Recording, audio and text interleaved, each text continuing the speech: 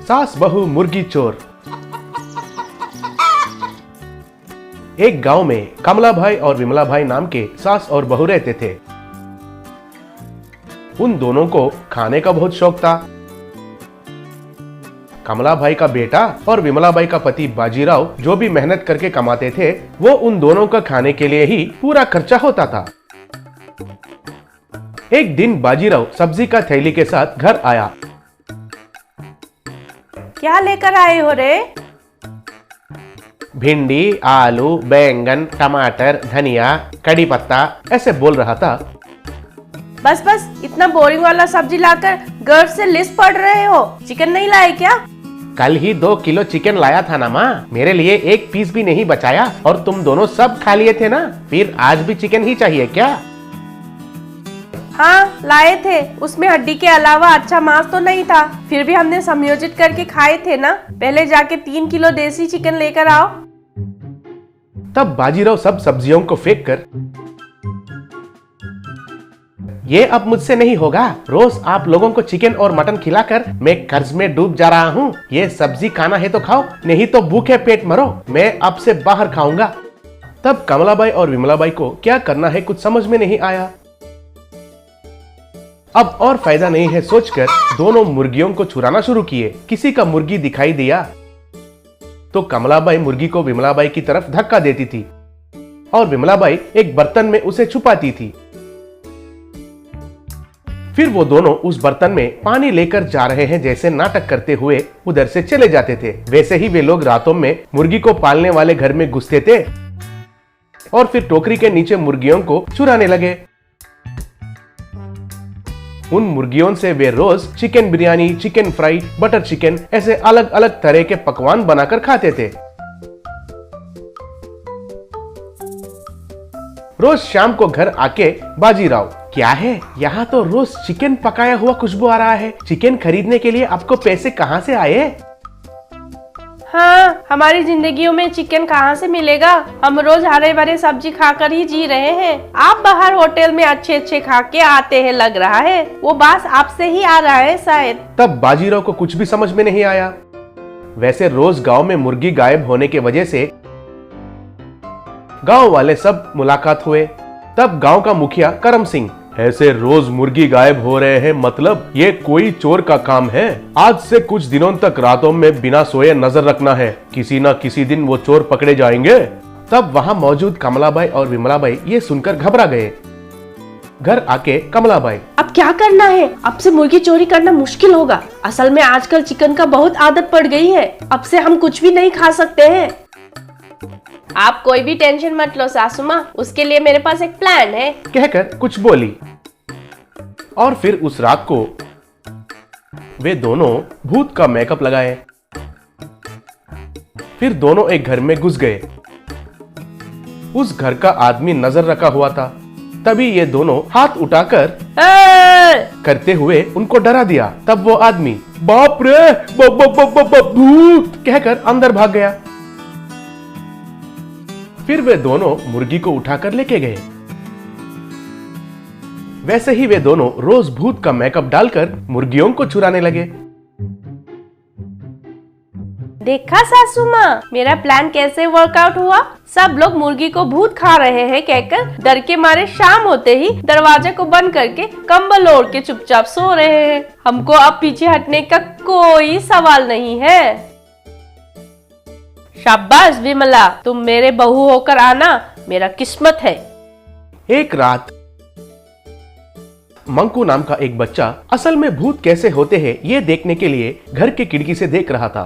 तब कमलाबाई और विमलाबाई भूत का मेकअप लगाकर उधर आए। मंकू उनको देखकर डर गया। तभी जोर से बारिश शुरू होने लगा। फिर वो बारिश की वजह से उन दोनों का मेकअप पूरा उतर गया।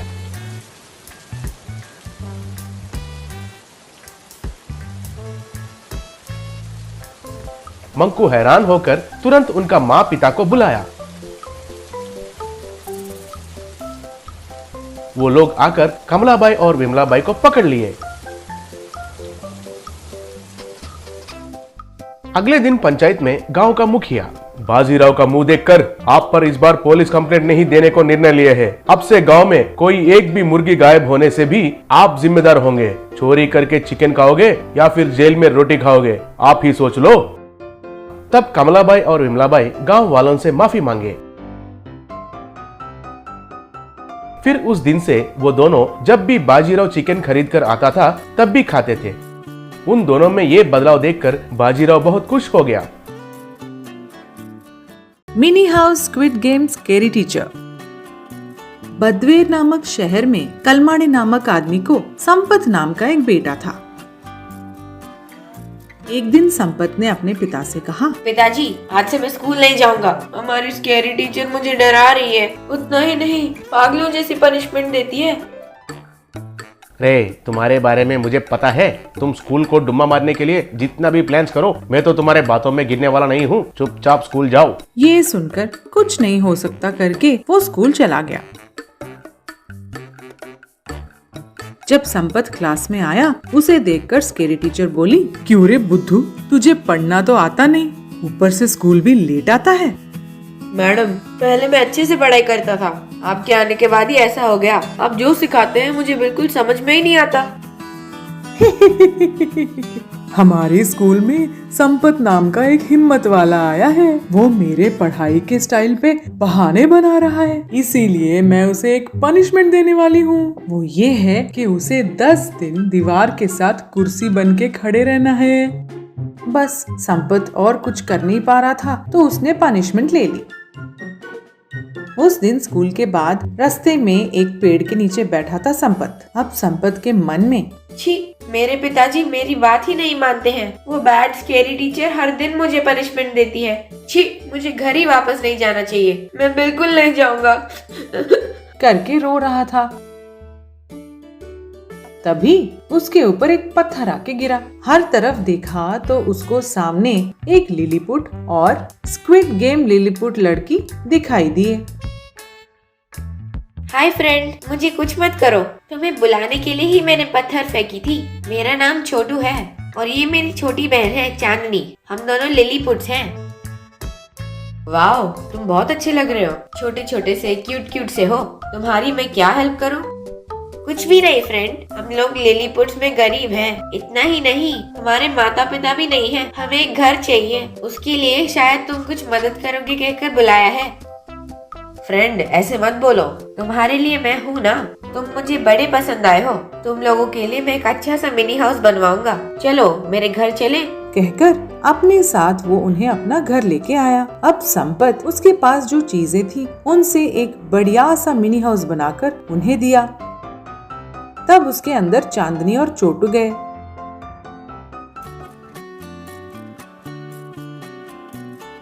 भैया, तुमने ये जो घर बनाई है बहुत अच्छी है। कलर्स भी बहुत बढ़िया हैं। थैंक यू सो मच भैया।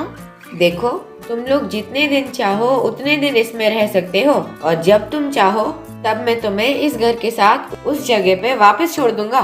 ठीक है ना? इस तरह कुछ दिन से संपत स्कूल बंक करके उनके साथ वैसे ही खेलने लगा।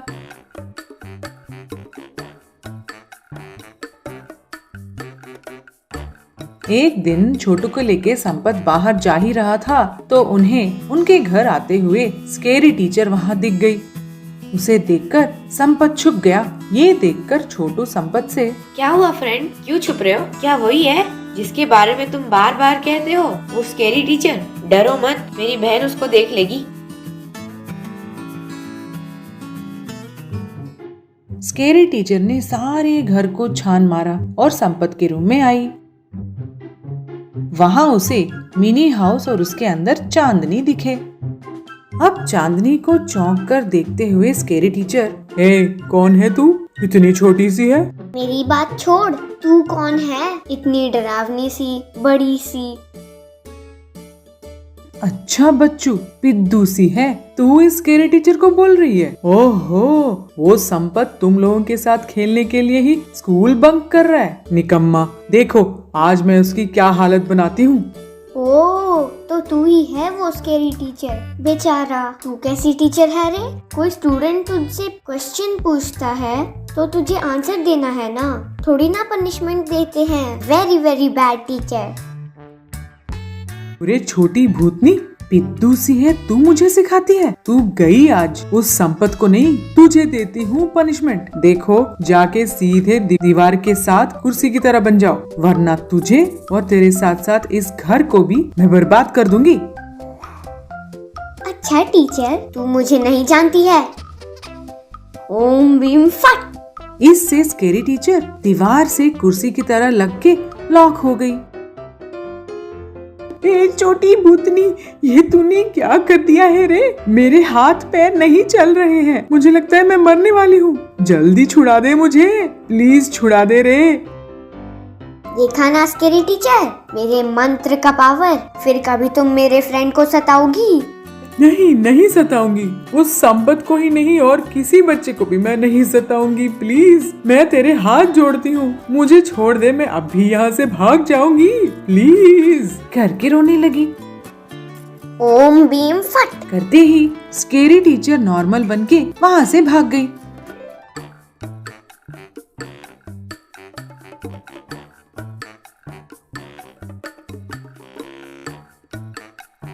तब मिनी हाउस के पास छोटू के साथ संपत भी आया।